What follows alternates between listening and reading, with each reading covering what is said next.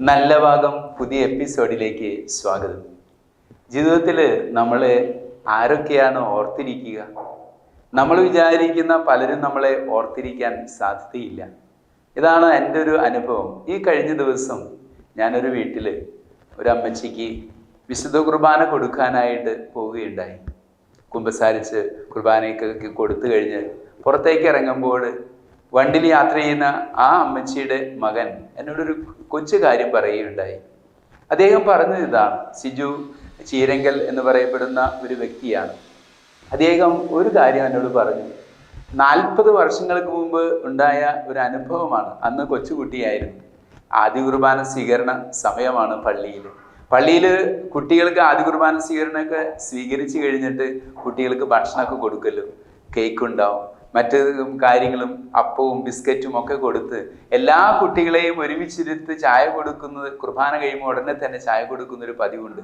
അങ്ങനെ കൊടുക്കുന്ന ഒരു അവസരത്തിൽ ഇദ്ദേഹം, ഈ മനുഷ്യൻ 40 വർഷങ്ങൾക്ക് മുമ്പ്, ചെറുപ്പമാണ്, അന്ന് വളരെ കുഞ്ഞു കുട്ടിയാണ്.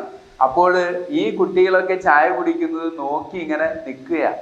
ഒരു കൊതിയൊക്കെ വരുന്നു ഉള്ളിലൊക്കെ, കാരണം അവരൊക്കെ കഴിക്കുകയും ഒക്കെ ചെയ്യുമ്പോൾ കൊതിയൊക്കെ തോന്നി.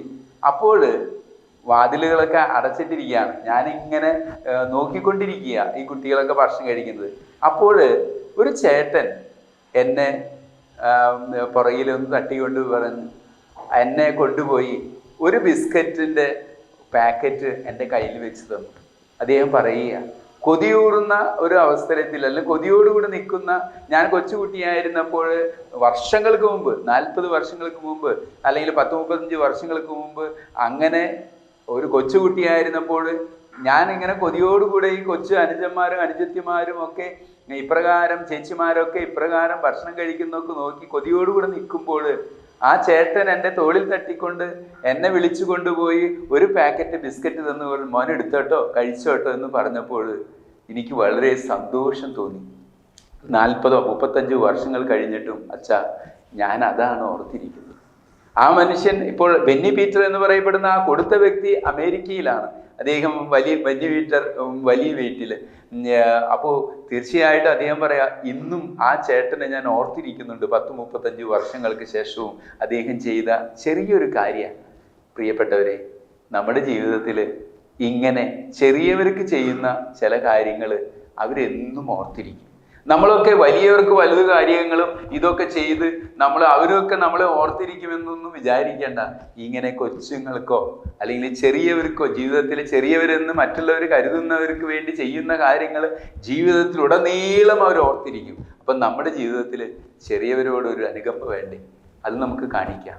ചെറിയ കാര്യങ്ങളായിരിക്കും നമ്മൾ അവർക്ക് ചെയ്യുക. പക്ഷേ 35 വർഷങ്ങൾ കഴിഞ്ഞിട്ടും കുട്ടിയായ ആ വ്യക്തി ഇന്ന് വലിയൊരു വ്യക്തിയാണ്.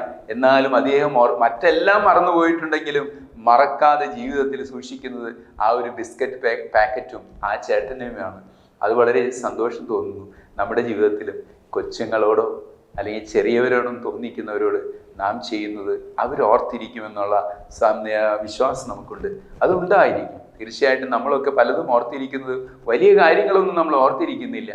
ഒരുപക്ഷെ ഒരു ക്ലാസ്സിൽ പല ടീച്ചേഴ്സ് നമ്മളെ പഠിപ്പിച്ചു പോയിട്ടുണ്ടെങ്കിലും ഒരു ടീച്ചർ പ്രത്യേകം നമ്മുടെ അടുത്ത്, മോന് എന്താണ്, നിനക്ക് പെൻസിലില്ലേ, ഒരു പെൻസിൽ കൊടുത്തതായിരിക്കാം ജീവിതത്തിൽ എന്നും ഓർത്തിരിക്കുന്നത്.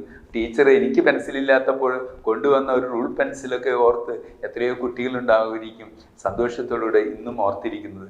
ഇങ്ങനെ ചെറിയവർക്ക് ചെറുതെങ്കിലും നമുക്ക് ചെയ്യാൻ സാധിക്കട്ടെ എന്ന് പ്രാർത്ഥിക്കുന്നു. എല്ലാവർക്കും എല്ലാവിധ ആശംസകളും നേരുന്നു. ദൈവം അനുഗ്രഹിക്കട്ടെ. നന്ദി.